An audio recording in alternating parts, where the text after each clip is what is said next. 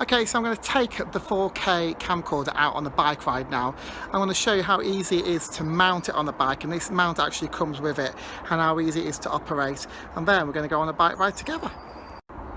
Okay, so what I've done, I've attached my camera with the included bike mount, and I have attached it on the front, like so.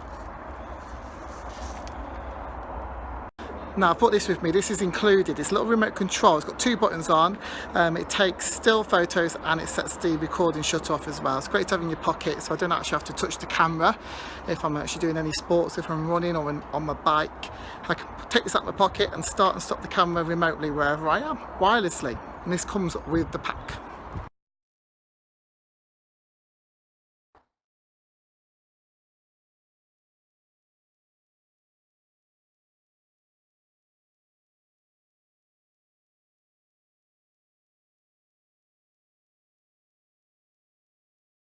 Video start.